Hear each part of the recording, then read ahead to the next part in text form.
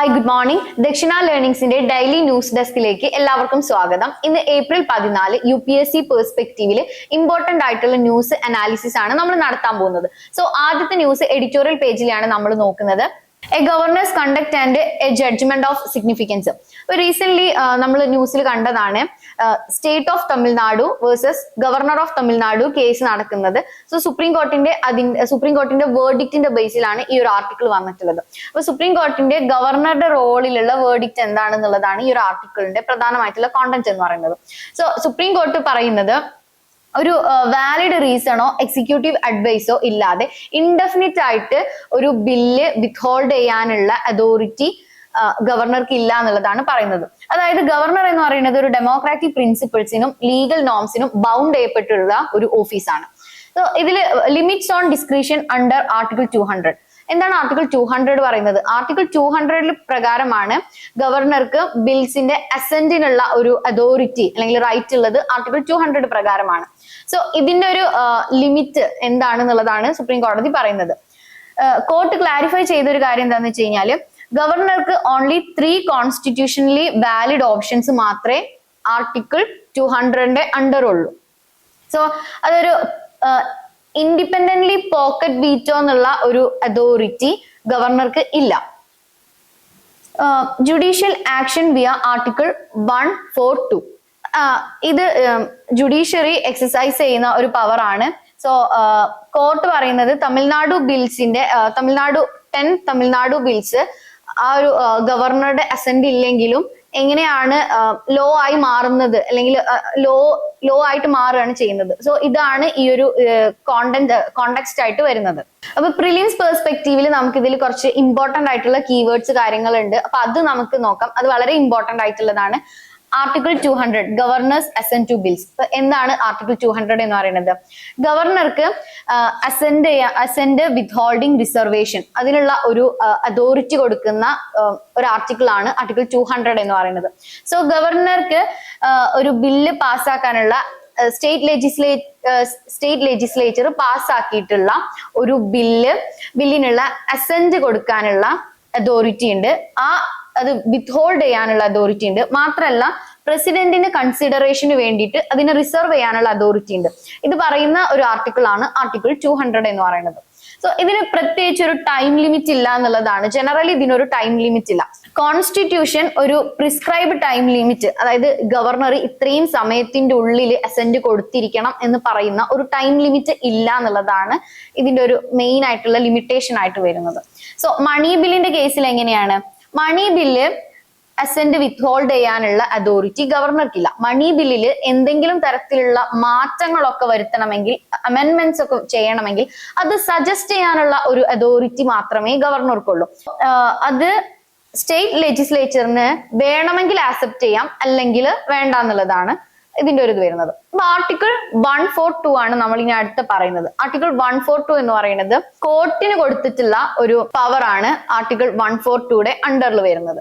So ഈ ഒരു ഇത് എന്താണെന്ന് വെച്ച് കഴിഞ്ഞാല് പ്ലിനറി പവേഴ്സ് എന്നാണ് അതിനെ പറയുന്നത്. അതായത് ഏതെങ്കിലും സാഹചര്യത്തിൽ ഇൻജസ്റ്റിസ് ആയിട്ട് തോന്നുകയാണെങ്കിൽ അവിടെ ജസ്റ്റിസ് എൻഷുർ ചെയ്യുന്നതിന് വേണ്ടിയിട്ട് കോർട്ടിന് കംപ്ലീറ്റ് അതോറിറ്റി കൊടുക്കുന്ന ഒരു പ്രൊവിഷൻ ആണ് ആർട്ടിക്കിൾ 142 എന്നുള്ളത്. എക്സ്ട്രാ ഓർഡിനറി പവേഴ്സ് ആണ് കൊടുക്കുന്നത് to pass decrees or orders necessary for doing complete justice in any cause or matter pending before it. നിലവിലുള്ള ലോക്ക് ബിയോണ്ട് ആയിട്ട് പോകുന്ന ഒരു റൈറ്റ് ആണ്. അപ്പൊ നിലവിലുള്ള പവർ അല്ലെങ്കിൽ നിലവിലുള്ള ലോസ്, ഒരു സ്റ്റാറ്റ്യൂട്ടറി പ്രൊവിഷൻസ് അല്ലെങ്കിൽ പ്രൊസീജറൽ ആയിട്ടുള്ള റിക്വയർമെന്റ്സ് ഒക്കെ അതിന് പുറത്തേക്ക് പോയിട്ട്, അതായത് ഇപ്പൊ ഒരു ഫെയർനെസ്സും ഇക്വിറ്റിയും എസ്റ്റാബ്ലിഷ് ചെയ്യുന്നതിന് വേണ്ടിയിട്ട് എക്സിസ്റ്റിംഗ് ആയിട്ടുള്ള ലോസിന് ബിയോണ്ട് പോകുന്ന ഒരു റൈറ്റ് ആണ് അല്ലെങ്കിൽ ഒരു പ്രൊവിഷൻ ആണ് ആർട്ടിക്കിൾ 142 എന്നുള്ളത്. സോ ഇതിൽ ലാൻഡ്മാർക്ക് കേസസിലൊക്കെ യൂസ് ചെയ്തിട്ടുണ്ട്. ഇപ്പം എസ്പെഷ്യലി ഹ്യൂമൻ റൈറ്റ് കേസസിൽ, environmental protection and constitutional matters, ഇങ്ങനെയുള്ള കാര്യങ്ങളിലൊക്കെ യൂസ് ചെയ്യുന്ന ഒരു കോർട്ടിന്റെ ഒരു റൈറ്റ് ആണ് 142 എന്നുള്ളത്. സോ ഗവർണറുടെ ഡിസ്ക്രിഷണറി പവേഴ്സ് എന്തൊക്കെയാണ്? ഗവർണറുടെ ഡിസ്ക്രിഷണറി പവേഴ്സ് ചീഫ് മിനിസ്റ്ററെ അപ്പോയിന്റ് ചെയ്യാനുള്ള ഒരു ഡിസ്ക്രിഷണറി പവർ ആണ് ഗവർണർക്ക്. അതായത് ഏതെങ്കിലും ഒരു സാഹചര്യത്തിൽ ഒരു പാർട്ടിക്ക് മെജോറിറ്റി ഇല്ലാത്ത സിറ്റുവേഷനിൽ ഒരു ലീഡറെ ചൂസ് ചെയ്ത് ഗവൺമെന്റ് ഫോം ചെയ്യാനുള്ള പവർ ഉള്ളത് ഗവർണർക്കാണ്.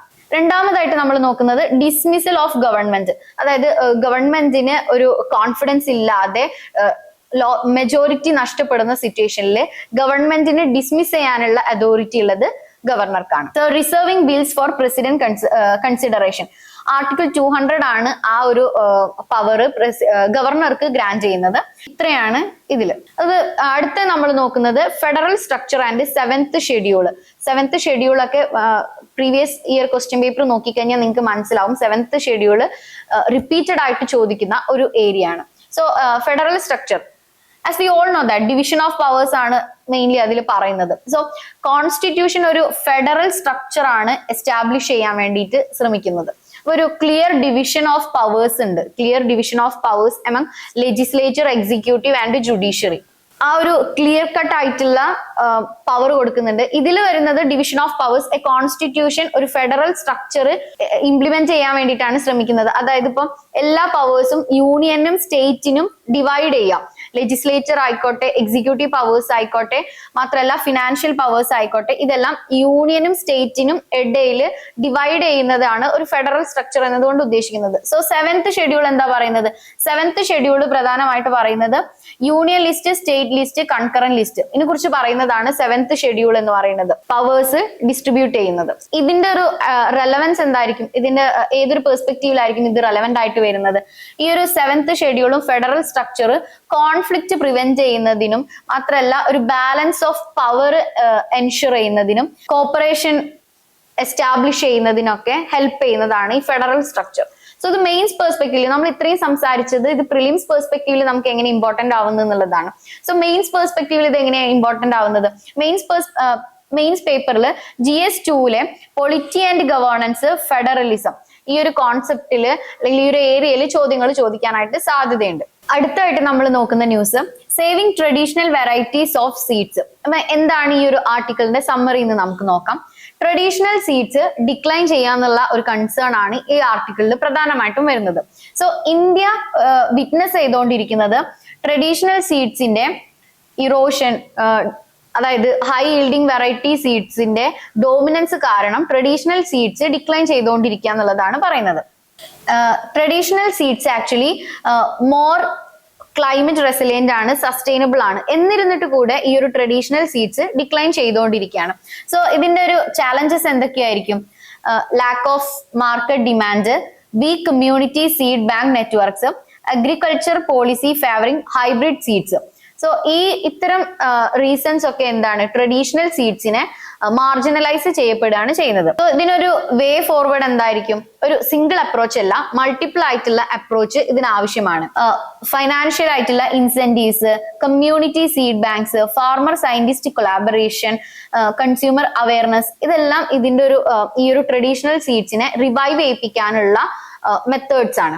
സോ പ്രിലിംസ് പെർസ്പെക്റ്റീവിൽ നമുക്ക് ഈ ഒരു ന്യൂസ് റിലേറ്റഡ് ആയിട്ട് ഇമ്പോർട്ടന്റ് ആയിട്ടുള്ള കീവേഡ്സ് കാര്യങ്ങൾ നോക്കാം.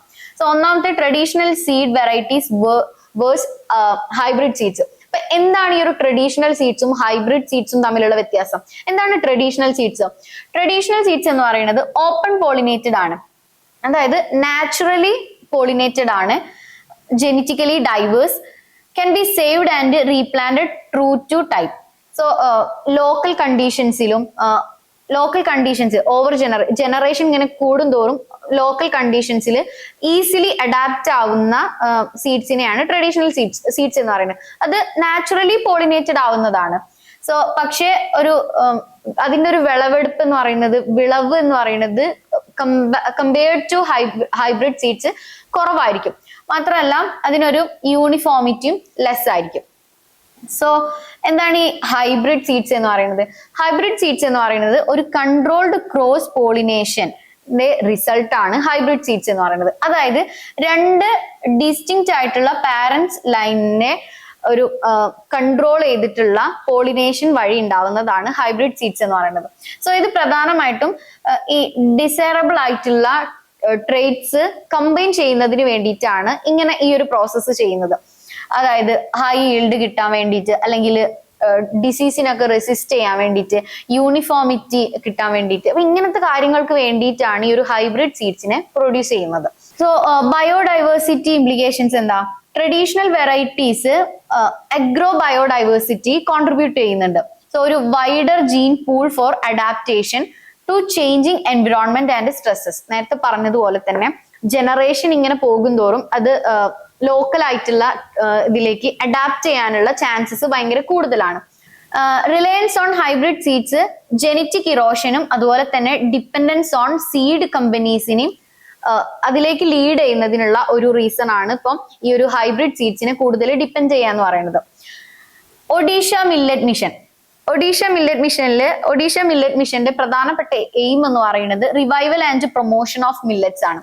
സോ ഇതിന്റെ പ്രധാനമായിട്ട് വരുന്നത് ഇത് ഒഡീഷ ഗവൺമെന്റ് ലോഞ്ച് ചെയ്തിട്ടുള്ള ഒരു മിഷനാണ് ഒഡീഷ മില്ലറ്റ് മിഷൻ എന്ന് പറയുന്നത്.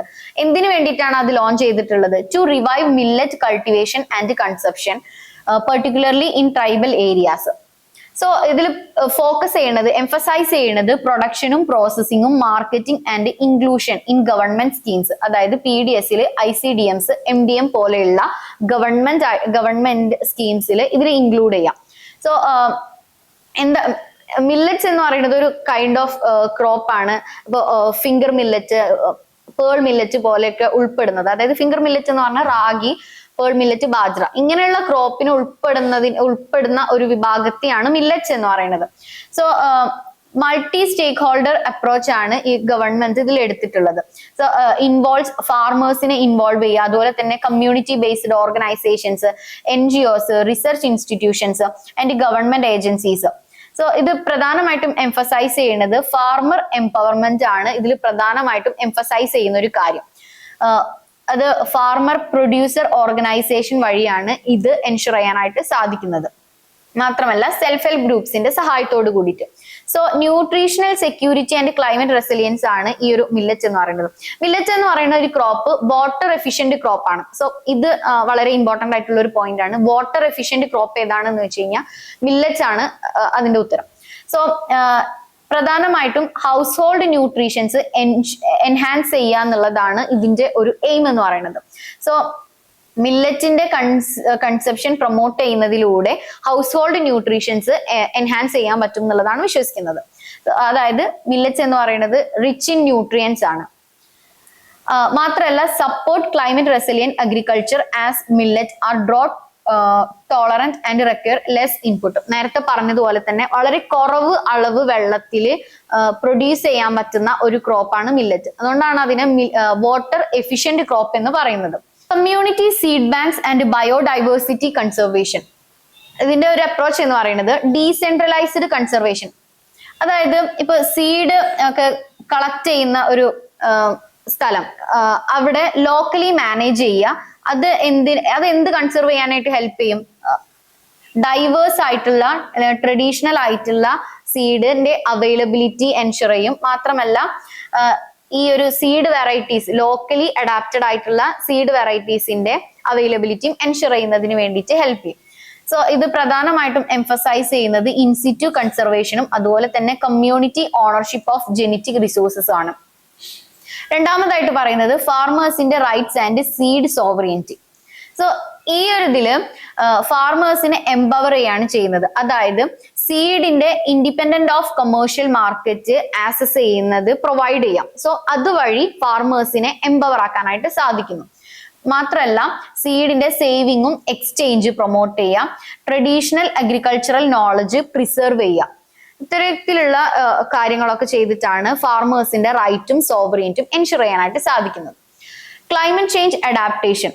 Conserving a wide range of genetic diversity allow ചെയ്യുന്നത് selection and breeding of crops ആണ്.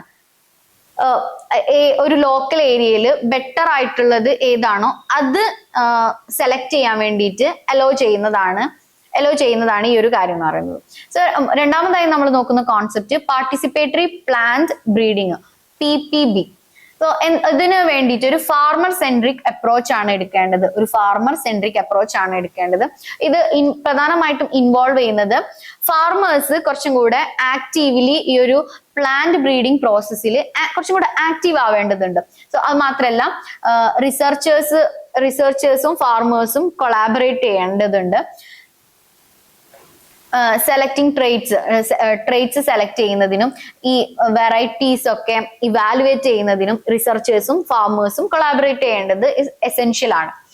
So local adaptation and relevance, ഇത് leads to the development of crop varieties that are better suited to the specific agro ecological conditions. Empowerment and knowledge exchange, ഫാർമേഴ്സിന്റെ knowledge സ്കില്ലും ഈ ഒരു plant ബ്രീഡിങ്ങിലുള്ള അവരുടെ നോളജും സ്കില്ലും enhance ചെയ്യുക. മാത്രമല്ല ഒരു ഫോർമൽ റിസർച്ചും ലോക്കൽ അഗ്രികൾച്ചറൽ പ്രാക്ടീസസും തമ്മിലുള്ള ഒരു ലിങ്ക് സ്ട്രെങ്തൻ ചെയ്യുക. അത് കുറച്ചും കൂടെ സസ്റ്റൈനബിളും ഇക്വിറ്റബിൾ ആയിട്ടുള്ള ഔട്ട്കംസ് കൊണ്ടുവരുന്നതിന് വേണ്ടിയിട്ട് ഹെൽപ്പ് ചെയ്യുന്നുള്ളതാണ് പറയുന്നത്. ഇതെങ്ങനെയാണ് മെയിൻസ് പെർസ്പെക്റ്റീവിൽ നമുക്ക് ഇമ്പോർട്ടന്റ് ആയിട്ട് വരുന്നത്? GS3 agriculture, environment, food security and nutrition, government policies. So ഇത്രയും ഭാഗത്ത് നിന്ന് മെയിൻസ് പെർസ്പെക്റ്റീവിൽ ഈ ഒരു ന്യൂസ് റിലേറ്റഡ് ആയിട്ട് ചോദ്യങ്ങൾ ചോദിക്കാനായിട്ട് സാധ്യതയുണ്ട്. അടുത്തതായിട്ട് നമ്മൾ നോക്കുന്ന news, urban consumers R worried about their income levels. So ഈ ഒരു ന്യൂസിന്റെ ബാക്ക്ഗ്രൗണ്ട് സമ്മറി എന്താന്നുള്ളത് നമുക്ക് നോക്കാം. ജോബിന്റെയും ഇൻകത്തിന്റെയും ഒരു മിസ്മാച്ച് ആണ് ഈ ഒരു ന്യൂസിന്റെ പ്രധാനപ്പെട്ട കാര്യം എന്ന് പറയുന്നത്. അതായത് അർബൻ ജോബ് ഓപ്പർച്യൂണിറ്റീസ് ഇംപ്രൂവ് ആയിട്ടാണ് കാണുന്നത്. അതായത് 35.5% ഒപ്റ്റിമിസ്റ്റിക് ആയിട്ടാണ് നിൽക്കുന്നത്.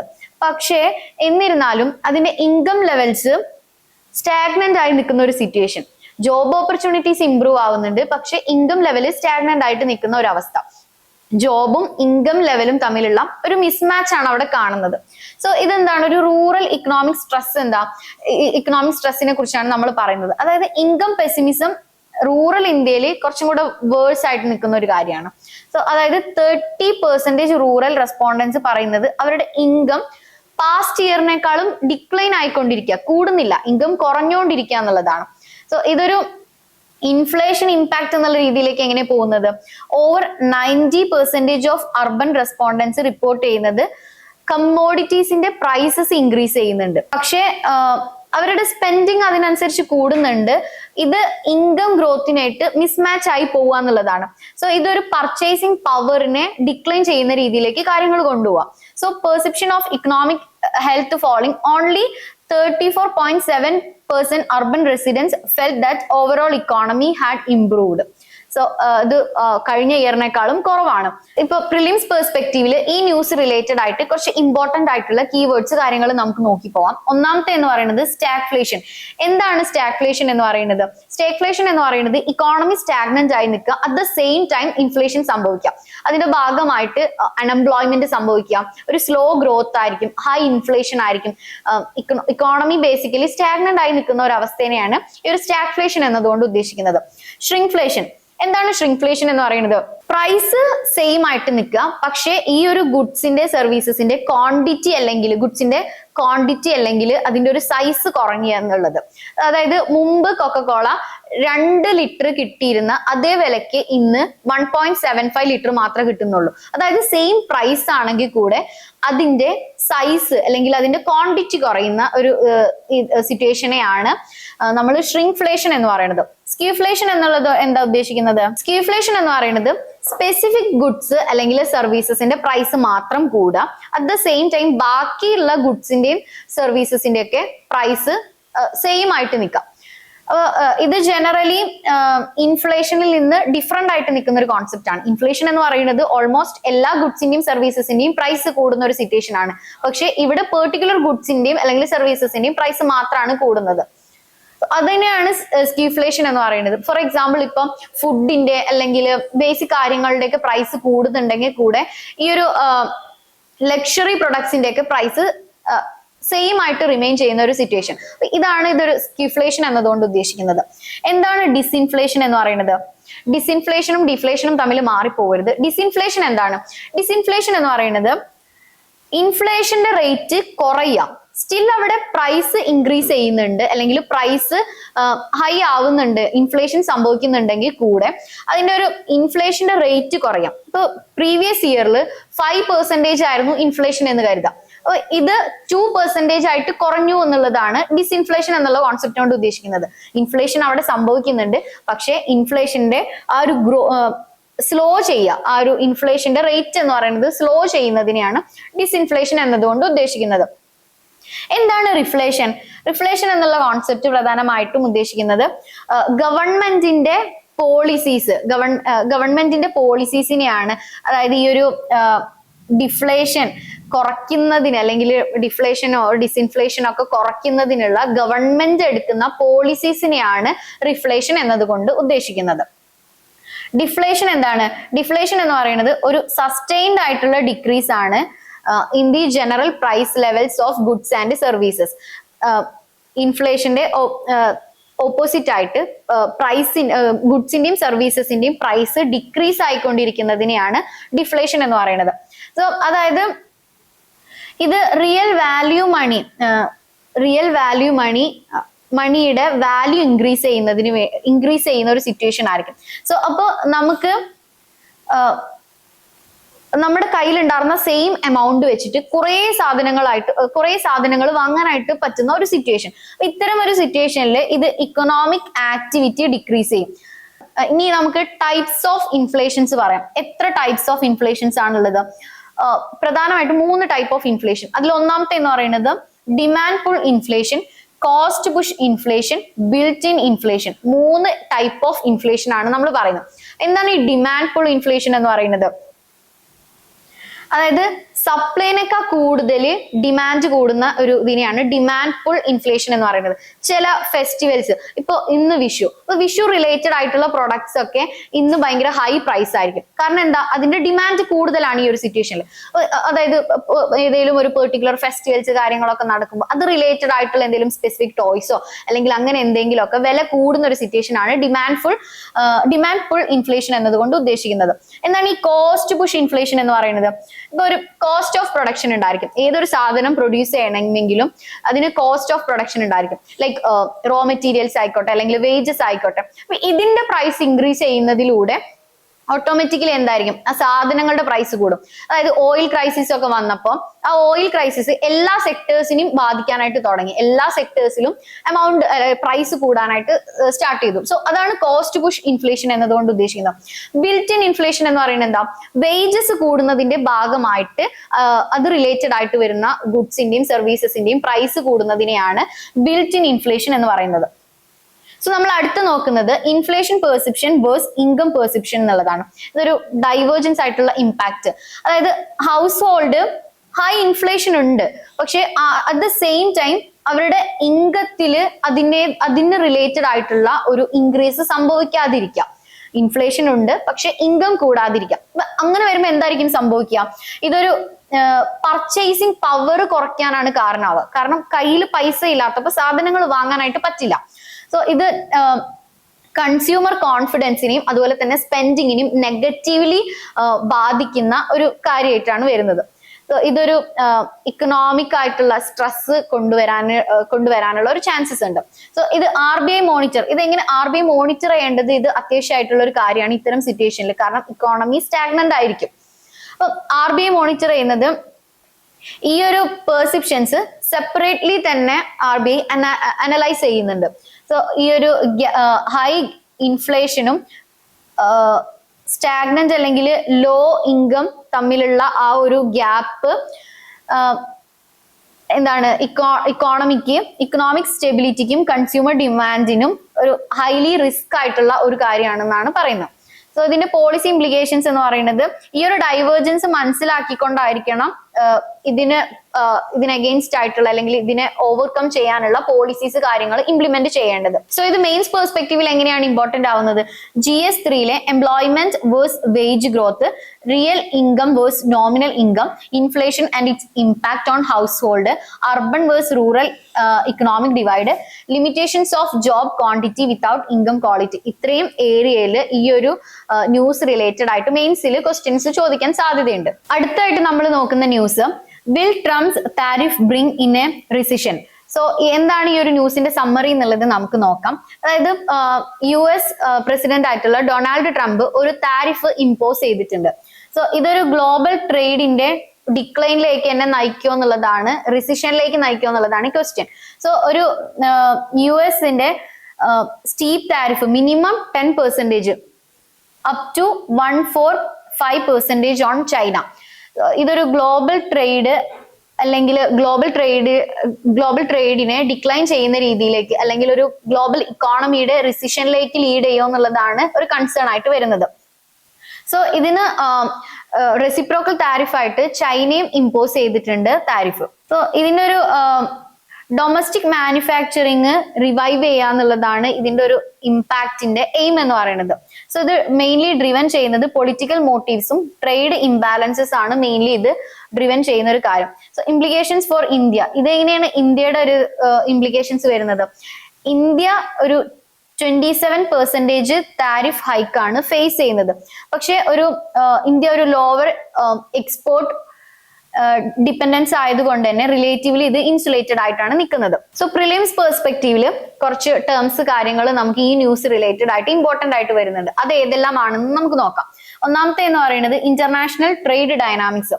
അതായത് നേഷൻസ് തമ്മിലുള്ള ട്രെൻഡ്സ് ഓഫ് ട്രേഡിന്റെ ഒരു ട്രെൻഡിനെയും പാറ്റേണിനെയും റെഫർ ചെയ്യുന്ന ഒരു ടേമാണ് ഇന്റർനാഷണൽ ട്രേഡ് ഡൈനാമിക്സ് എന്നതുകൊണ്ട് ഉദ്ദേശിക്കുന്നത്. So tariff and trade war രണ്ടാമത്തേതാണ്. താരിഫ് ആൻഡ് ട്രേഡ് വാർ എന്ന് പറയുന്നത് എന്താണ്? Tariff and trade war, tariff എന്ന് പറയുന്നത് എന്താ? ഇമ്പോർട്ടഡ് ഗുഡ്സിന്റെ മുകളിൽ ഇമ്പോസ് ചെയ്യുന്ന ടാക്സസിനെയാണ് താരിഫ് എന്നതുകൊണ്ട് ഉദ്ദേശിക്കുന്നത്. പ്രധാനമായിട്ടും യൂസ് ചെയ്യുന്നത് ഡൊമസ്റ്റിക് ഇൻഡസ്ട്രീസിനെ പ്രൊട്ടക്ട് ചെയ്യുക അല്ലെങ്കിൽ ഒരു ട്രേഡ് ഡിസ്പ്യൂട്ടിൽ അത് റിസോൾവ് ചെയ്യാനുള്ള ഒരു ടൂൾ ആയിട്ട് ഇതിനൊക്കെയാണ് താരിഫ് യൂസ് ചെയ്യുന്നത്. സോ ഇത് ഇപ്പൊ ഒരു കൺട്രിയുടെ താരിഫിനെ റെസ്പോണ്ട് ചെയ്തുകൊണ്ട് മറ്റു കൺട്രി താരിഫ് ഇമ്പോസ് ചെയ്യാറുണ്ട്. ഇപ്പൊ ചൈന ചെയ്തതുപോലെ തന്നെ. അപ്പൊ ഇതിനെ ഒരു റെസിപ്രോക്കൽ താരിഫ് എന്നാണ് പറയുന്നത്. ഫർദർ ഇതൊരു ട്രേഡ് വാറിലേക്ക് ലീഡ് ചെയ്യാനുള്ള ചാൻസസും ഉണ്ട്. So US China India trade relations, ഈ ഒരു US China India trade relationship എന്ന് പറയുന്നത് അതിന്റെ ജിയോ പൊളിറ്റിക്സും ഇക്കണോമിക് ഇൻട്രസ്റ്റും ഒക്കെ ഇൻഫ്ലുവൻസ് ചെയ്യുന്ന ഒരു കാര്യം. ഇത് ആക്ച്വലി ഒരു ഭയങ്കര കോംപ്ലക്സ് ആയിട്ടുള്ള അല്ലെങ്കിൽ ഒരു ഇവോൾവിംഗ് റിലേഷൻഷിപ്പ് ആണ് ഈ ഒരു ട്രേഡ് റിലേഷൻസിൽ വരുന്നത്. സോ US ഒരു ചൈനയുടെ ഒരു കൗണ്ടർ വെയിറ്റ് ആയിട്ടാണ് ഇന്ത്യനെ കാണുന്നത്. സോ അതുകൊണ്ട് തന്നെ ഇത് US-ഉം ഇന്ത്യയും തമ്മിലുള്ള ട്രേഡ് ടൈസ് സ്ട്രെങ്തൻ ചെയ്യുന്നതിലേക്ക് ലീഡ് ചെയ്യാനുള്ള ചാൻസസ് ഉണ്ട്. സോ ബൈലാറ്ററൽ ട്രേഡ് അഗ്രിമെന്റ് വഴി US-ഉം ഇന്ത്യയും തമ്മിലുള്ള ഒരു ട്രേഡ് ടൈസ് ഒക്കെ കൂടാനുള്ള ചാൻസ് ഉണ്ട്. പ്രൊഡക്ഷൻ ലിങ്ക്ഡ് ഇൻസെന്റീവ് സ്കീം, അതായത് PLI സ്കീം. എന്താണ് ഈ PLI സ്കീം? എന്താണ് അതിന്റെ ഒബ്ജക്റ്റീവ് എന്ന് പറയുന്നത്? PLI സ്കീമിന്റെ ഒബ്ജക്റ്റീവ്, PLI സ്കീം ലോഞ്ച് ചെയ്യുന്നത് 2020-ലാണ്. PLI സ്കീമിന്റെ പ്രധാനമായിട്ടുള്ള എയിം എന്ന് പറയുന്നത് ഡൊമസ്റ്റിക് മാനുഫാക്ചറിങ് ബൂസ്റ്റ് ചെയ്യാന്നുള്ളതാണ്. എങ്ങനെ ഡൊമസ്റ്റിക് മാനുഫാക്ചറിങ് ബൂസ്റ്റ് ചെയ്യാനായിട്ട് സാധിക്കും? ഇതിന് പ്രധാനമായിട്ടും ലാർജ് സ്കെയില് ഇൻവെസ്റ്റ്മെന്റ് അട്രാക്ട് ചെയ്യാം, അതുപോലെ തന്നെ ഇന്ത്യയുടെ എക്സ്പോർട്ട് ക്യാപ്പബിലിറ്റീസ് എൻഹാൻസ് ചെയ്യാം, ഇമ്പോർട്ട് ഡിപ്പെൻഡൻസ് കുറയ്ക്കുക. എങ്ങനെ കുറയ്ക്കാനായിട്ട് സാധിക്കും? ഫിനാൻഷ്യൽ ആയിട്ടുള്ള ഇൻസെന്റീവ്സ് പ്രൊവൈഡ് ചെയ്തിട്ട് ഡൊമസ്റ്റിക് മാനുഫാക്ചറിങ് ബൂസ്റ്റ് ചെയ്യുക എന്നുള്ളതാണ് ഈ ഒരു പ്രൊഡക്ഷൻ ലിങ്ക്ഡ് ഇൻസെന്റീവ്സിന്റെ പ്രധാനപ്പെട്ട അല്ലെങ്കിൽ എയിം എന്ന് പറയുന്നത്. സോ ഇതിന്റെ കീ ഫീച്ചർ എന്ന് പറയുന്നത് ഇത് 14 കീ സെക്ടേഴ്സിനെ ഇൻക്ലൂഡ് ചെയ്യുന്നുണ്ട്. ഈ ഒരു സ്കീമിന്റെ അണ്ടറിൽ 14 കീ സെക്ടേഴ്സ് വരുന്നുണ്ട്. ഇതിൽ ഇലക്ട്രോണിക്സ്, ഫാർമസ്യൂട്ടിക്കൽ, ടെക്സ്റ്റൈൽസ്, ഓട്ടോമൊബൈൽസ് ഉൾപ്പെടെയുള്ള സെക്ടേഴ്സ് ആണ് ഇതിന്റെ അണ്ടറിൽ വരുന്നത്. സോ ഇതിന് ഇതിന് ഒരുപാട് അച്ചീവ്മെന്റ്സും ഇമ്പാക്ട്സ് ഒക്കെ ഉണ്ട്. പ്രോമിസിങ് റിസൾട്ട് കാണിക്കുന്ന ഒരു സ്കീമാണ് PLI സ്കീം എന്ന് പറയുന്നത്. സോ ഇത് മെയിൻസ് പെർസ്പെക്റ്റീവിൽ നമുക്ക് എങ്ങനെ ഇമ്പോർട്ടന്റ് ആയിട്ട് വരുന്നത്? മെയിൻസ് പെർസ്പെക്റ്റീവില് GS2-ലും GS3-ലും GS2, GS3 പേപ്പറിൽ ഈ ഒരു ന്യൂസ് റിലേറ്റഡ് ആയിട്ട് നമുക്ക് ക്വസ്റ്റ്യൻസ് വരാൻ സാധ്യതയുണ്ട്. അടുത്തായിട്ട് നമ്മൾ നോക്കുന്ന news India Africa maritime engagement exercise begins of Tanzania cost. So എന്താണ് ഈ ഒരു ന്യൂസിന്റെ സമ്മറി, ബാക്ക്ഗ്രൗണ്ട് എന്നുള്ളതാണ് നമ്മൾ നോക്കുന്നത്. ഇത് inauguration of AIKEYME naval exercise which means Africa India Key Maritime Engagement. അതാണ് ഈ AIKEYME എന്നുള്ളത്. ഇത് ഇന്ത്യ ആഫ്രിക്കൻ നേഷൻസും തമ്മിലുള്ള ഒരു ഫസ്റ്റ് എഡിഷൻ നേവൽ എക്സസൈസ് ആണ്. സോ ഇത് ഡാരേസ് സലാം, ടാൻസാനിയയിലെ ഡാരേസ് സലാം എന്ന് പറയുന്ന ഒരു സ്ഥലത്ത് വെച്ചിട്ടാണ് ഈ ഒരു നേവൽ എക്സസൈസിന്റെ ഇംപ്ലിക്കേഷൻസ് കാര്യങ്ങളൊക്കെ വന്നിട്ടുള്ളത്. ഇത് എന്തിനു വേണ്ടിയിട്ടായിരിക്കും? മാരിടൈം കോപ്പറേഷൻസ് സ്ട്രെങ്തൻ ചെയ്യുന്നതിന് വേണ്ടിയിട്ടാണ് ഇത് ചെയ്യുന്നത്. സോ ഇതിന്റെ ബ്രോഡ് പാർട്ടിസിപ്പേഷൻ എന്ന് പറയുന്നത് ഇതൊരു 6-day എക്സസൈസ് ആണ്. April 13th to 18th വരെയുള്ള ഒരു 6-day ഉള്ള എക്സസൈസ് ആണിത്. ഇത് പ്രധാനമായിട്ടും Comoros, Djibouti, Kenya, Madagascar, Mauritius, Mozambique, Seychelles, South Africa along with India and ടാൻസാനിയയിലെ നേവീസിനെ ഇൻക്ലൂഡ് ചെയ്തുകൊണ്ടുള്ള ഒരു നേവൽ എക്സസൈസ് ആണ് ഈ Africa India key maritime engagement എന്നുള്ളത്. സോ ഇതിന്റെ ഒരു സ്ട്രാറ്റജിക് വിഷൻ അലൈൻമെന്റ് എന്താണ്? പ്രധാനമായിട്ടും ഇന്ത്യയുടെ മഹാസാഗർ ഇനീഷ്യേറ്റീവിനെ സപ്പോർട്ട് ചെയ്യുക എന്നുള്ളതാണ് ഇതിന്റെ ഒരു വിഷൻ എന്ന് പറയുന്നത്. സോ ഇത് മാരിടൈം സെക്യൂരിറ്റി, റീജിയണൽ ടൈസ്, ഇന്ത്യയുടെ role as a net security provider in the Indian Ocean region ഒക്കെ റീഇൻഫോഴ്സ് ചെയ്യുക എന്നുള്ള എയിമോട് കൂടിയിട്ടാണ് ഈ ഒരു എക്സസൈസ് കൊണ്ടുവരുന്നത്. സോ പ്രിലിംസ് പെർസ്പെക്റ്റീവിൽ നമുക്ക് ഇമ്പോർട്ടന്റ് ആയിട്ട് ഈ ന്യൂസ് റിലേറ്റഡ് ആയിട്ടുള്ള കുറച്ച് കാര്യങ്ങൾ നോക്കാം. ഒന്നാമത്തെ, ഡാർ എസ് സലാം, ടാൻസാനിയ. സോ ഇതൊരു മേജർ പോർട്ട് സിറ്റിയാണ്, അത് മറക്കരുത്. ഇത് ടാൻസാനിയയുടെ ഫോർമർ ക്യാപിറ്റൽ ആയിരുന്നു, മേജർ ആയിട്ടുള്ള ഒരു പോർട്ട് സിറ്റിയാണ്. മാത്രമല്ല ടാൻസാനിയയുടെ ഫോർമർ ക്യാപിറ്റൽ ആയിരുന്നു ഈ ഡാർ എസ് സലാം എന്ന് പറയുന്നത്. സോ ഇതിന്റെ ഒരു ലൊക്കേഷൻ എന്ന് പറയുന്നത് ഇന്ത്യൻ ഓഷ്യന്റെ വെസ്റ്റേൺ കോസ്റ്റിലാണ് ഇതിന്റെ ലൊക്കേഷൻ, സ്ട്രാറ്റജിക്കലി ഇതിന്റെ ഒരു ലൊക്കേഷൻ വരുന്നത്. സോ ഇക്കണോമിക് ആൻഡ് അതുപോലെ തന്നെ ലോജിസ്റ്റിക്കൽ ഹബ്ബാണ് ഈസ്റ്റ് ആഫ്രിക്കയുടെ. സോ എന്താണ് ഇന്ത്യൻ ഓഷ്യൻ ലിറ്റോറൽ സ്റ്റേറ്റ്സ് എന്ന് പറയുന്നത്? ഇതിൽ പ്രധാനമായിട്ടും ഇന്ത്യൻ ഓഷ്യനുമായിട്ട് ബോർഡർ ഷെയർ ചെയ്യുന്ന കൺട്രീസിനെയാണ് ഇന്ത്യൻ ഓഷ്യൻ ലിറ്റോറൽ സ്റ്റേറ്റ്സ് എന്നതുകൊണ്ട് ഉദ്ദേശിക്കുന്നത്. സോ ഇത് ഇക്കണോമിക് ഇമ്പോർട്ടൻസ് ഇതിന് ഈ ഒരു കൺട്രീസിന് ഉണ്ടായിരിക്കും. എന്തുകൊണ്ടായിരിക്കും? ഇതിന്റെ ഒരു ജോഗ്രഫിക് ലൊക്കേഷൻ റിച്ച് ആയിരിക്കും, നാച്ചുറൽ റിസോഴ്സസ് വളരെ റിച്ച് ആയിട്ടുള്ള ഒരു ഏരിയാസ് ആയിരിക്കും ഇത്. സോ അടുത്തായിട്ട് നമ്മൾ നോക്കുന്നത് മഹാസാഗർ എന്നതുകൊണ്ട് എന്താ ഉദ്ദേശിക്കുന്നത്? Maritime awareness and humanitarian assistance for safe guarding of areas and resources ആണ് മഹാസാഗർ എന്ന് പറയുന്നത്. മഹാസാഗർ എന്ന് പറയുന്നത് ഇന്ത്യയുടെ ഒരു ഇന്ത്യൻ ഓഷ്യനിലെ ഒരു സ്ട്രാറ്റജിക് വിഷൻ ആണ് മഹാസാഗർ. പ്രധാനമായിട്ടും ഇത് എംഫസൈസ് ചെയ്യുന്നത് ഈ ലിറ്റോറൽ സ്റ്റേറ്റ്സ്, അതായത് ഇന്ത്യൻ ഓഷ്യനുമായിട്ട് ബോർഡർ ഷെയർ ചെയ്യുന്ന സ്റ്റേറ്റ്സും ആയിട്ടുള്ള ഒരു കോപ്പറേഷൻ എംഫസൈസ് ചെയ്യുന്നത്. എന്തിനു വേണ്ടിയിട്ടായിരിക്കും ഈ ഒരു ഇന്ത്യൻ ഓഷ്യനുമായിട്ട് ബോർഡർ ഷെയർ ചെയ്യുന്ന ഒരു കൺട്രീസിനായിട്ട് ഒരു കോപ്പറേഷൻ എംഫസൈസ് ചെയ്യേണ്ടതിന്റെ നീഡ് എന്തായിരിക്കും? പ്രധാനമായിട്ടുള്ള നീഡ് എന്ന് പറയുന്നത് മാരിടൈം സെക്യൂരിറ്റി, ഡിസാസ്റ്റർ റിലീഫും sustainable development of ocean resources ensure ചെയ്യുക എന്നുള്ളതാണ് ഇതിന്റെ പ്രധാനപ്പെട്ട എയിം എന്ന് പറയുന്നത്. INS സുനൈന. എന്താണ് INS സുനൈന? INS സുനൈന എന്ന് പറയുന്നത് Saryu class patrol vessel of the Indian Navy. So INS Kesari. Next നമ്മൾ നോക്കുന്നത് INS കേസരി. എന്താണ് ഈ INS കേസരി എന്ന് പറയുന്നത്? INS കേസരി എന്ന് പറയുന്നത് a Shardul class amphibious warfare vessel of the Indian Navy. So INS Sunaina എന്ന് പറയുന്നത് Saryu class patrol vessel of the Indian Navy ആണ്. INS കേസരി എന്ന് പറയുന്നത് Shardul class amphibious warfare vessel of the Indian Navy. So ഇതിന്റെ ലൊക്കേഷൻ അറിഞ്ഞിരിക്കുക എന്നുള്ളത് വളരെ ഇമ്പോർട്ടന്റ് ആയിട്ടുള്ള ഒരു കാര്യമാണ്. സോ ഈ ഒരു മാപ്പ് കാര്യങ്ങൾ എന്തായാലും മനസ്സിലാക്കി വെക്കാം. സോ മെയിൻസ് പെർസ്പെക്റ്റീവിൽ ഈ ഒരു ന്യൂസ് എങ്ങനെയാണ് നമുക്ക് ഇമ്പോർട്ടന്റ് ആയിട്ട് വരുന്നത്? GS2 ഇന്റർനാഷണൽ റിലേഷൻസിലും GS3 security, India Africa relations, especially maritime cooperation, ഇന്ത്യയുടെ strategic outreach in the Indian Ocean region, security and growth for all in the region, Sagar and Mahasagar vision as soft power tools. ഇത്രയും ഏരിയയിൽ നിന്ന് mains പെർസ്പെക്റ്റീവിൽ questions വരാൻ സാധ്യതയുള്ള ഒരു area ആണ് നമ്മളിപ്പോ analyse ചെയ്ത ന്യൂസ് എന്ന് പറയുന്നത്. സോ അടുത്തതായിട്ട് നമ്മൾ നോക്കുന്ന news, DRDO test laser weapon system that can disable missiles and drones. So എന്താണ് ഈ ഒരു ന്യൂസിന്റെ കോണ്ടന്റ് എന്ന് പറയുന്നത്? പ്രധാനമായിട്ടും DRDOയുടെ ഒരു MK2A എന്ന് പറയുന്ന ടെസ്റ്റ് സക്സസ്ഫുൾ ആയിട്ടുണ്ട്. സോ അതിന്റെ ഒരു ട്രയൽ സക്സസ്ഫുൾ ആയിട്ടുണ്ട് DRDOയുടെ.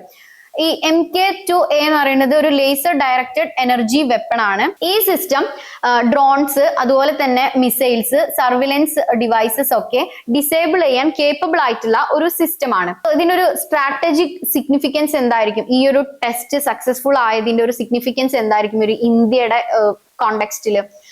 India high power laser DEW technology possess ചെയ്യുന്ന നേഷൻസിന്റെ ഗ്രൂപ്പിൽ ജോയിൻ ചെയ്തിട്ടുണ്ട്. സോ ഇത് ഒരു low cost rapid response defence ആണ് ഇന്ത്യക്ക് ഓഫർ ചെയ്യുന്നത്. ഇതിന്റെ ഒരു ഓപ്പറേഷണൽ ഫീച്ചേഴ്സ് എന്ന് പറയുന്നത് ഈ സിസ്റ്റം ടെസ്റ്റ് ചെയ്തത് ആന്ധ്രാപ്രദേശിലെ കുർണൂളിലാണ്. സോ ഇത് പ്രധാനമായിട്ടും യൂസ് ചെയ്യുന്നത് ഇലക്ട്രോ ഒപ്റ്റിക് സെൻസേഴ്സും ലേസർ ബീംസും ആണ് ഈ ഒരു സിസ്റ്റത്തിൽ പ്രധാനമായിട്ടും യൂസ് ചെയ്യുന്നത്. പ്രിലിംസ് പെർസ്പെക്റ്റീവിൽ നമുക്ക് ഇമ്പോർട്ടന്റ് ആയിട്ടുള്ള ഒരു കീവേഡ് നോക്കാം. Directed energy weapons, DEW. എന്താണ് ഈ ഡയറക്റ്റഡ് എനർജി വെപ്പൺ എന്നതുകൊണ്ട് ഉദ്ദേശിക്കുന്നത്? ഡയറക്റ്റഡ് എനർജി വെപ്പൺ എന്നുള്ളത് ടാർജറ്റ്സിനെ ഡാമേജ് ചെയ്യുക, ഡിസ്ട്രോയ് ചെയ്യുന്നതിന് വേണ്ടിയിട്ട് ഇലക്ട്രോ മാഗ്നറ്റിക് അല്ലെങ്കിൽ പാർട്ടിക്കിൾ എനർജി യൂസ് ചെയ്യുന്ന ഒരു വെപ്പണെയാണ്, റേഞ്ച്ഡ് വെപ്പൺസിനെയാണ് ഡയറക്റ്റഡ് എനർജി വെപ്പൺസ് എന്നതുകൊണ്ട് ഉദ്ദേശിക്കുന്നത്. പ്രധാനമായിട്ടും ഇൻക്ലൂഡ് ചെയ്യുന്നത് ലേസേഴ്സ് ഇൻക്ലൂഡ് ചെയ്യുന്നുണ്ട്, അതുപോലെ തന്നെ high power microwaves, millimetre waves, particle beams and sound beams. ഇതൊക്കെ ഇൻക്ലൂഡ് ചെയ്യുന്നതാണ് ഈ ഒരു ഡയറക്റ്റഡ് എനർജി വെപ്പൺസ് എന്ന് പറയുന്നത്. സോ ഇതിന്റെ അഡ്വാൻറ്റേജ് എന്താണ്? ഇത് ഒരു speed of light engagement offer ചെയ്യുന്നുണ്ട്. മാത്രമല്ല precision targeting unaffected by gravity or wind, potentially lower cost per shoot. ഇത്രയും കാര്യങ്ങളൊക്കെ തന്നെയാണ് ഇതിന്റെ അഡ്വാൻറ്റേജസ് ആയിട്ട് വരുന്നത്. സോ ഇതെങ്ങനെയാണ് ഇപ്പൊ ഇത് പ്രിലിംസ് പെർസ്പെക്റ്റീവിലാണ് നമ്മൾ ഈ ഒരു ഡയറക്റ്റഡ് എനർജി വെപ്പൺ എന്ന് പറയുന്ന ഈ കോൺസെപ്റ്റ് ഡിസ്കസ് ചെയ്തത്. ഇത് മെയിൻസ് പെർസ്പെക്റ്റീവില് GS3 സെക്യൂരിറ്റി അല്ലെങ്കിൽ സയൻസ് ആൻഡ് ടെക്നോളജി, സെക്യൂരിറ്റിയിലും സയൻസ് ആൻഡ് ടെക്നോളജിയിലും ഇമ്പോർട്ടന്റ് ആയിട്ട് വരുന്ന ഒരു ഏരിയ ആണ്. Role of indigenous defence innovation in national security, impact of non kinetic warfare and emerging tech. മാത്രമല്ല advantages of directed energy weapons in reducing ammunition cost and collateral damage. അപ്പൊ ഇത്രയും ഏരിയസിൽ questions ചോദിക്കാൻ സാധ്യതയുള്ള ഒരു ന്യൂസ് ആണ് ഇപ്പൊ നമ്മൾ നോക്കിയിട്ടുള്ളത്.